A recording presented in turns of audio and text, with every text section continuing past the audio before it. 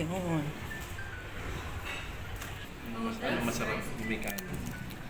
That's parang bestseller namin sa Pinoy yung toppings. Your rice. Yun na lang, no? Then meron chicken only or seafood. Diyan lang kami sa tapat eh. Ito rin kayo number 1. Yes po. 7-1. 871. Yan with sauce. May sauce yun. May... So, yung International Hotel ba? Kailangan ba natin? For good na yung mag-iinan. Hindi, magaling pala.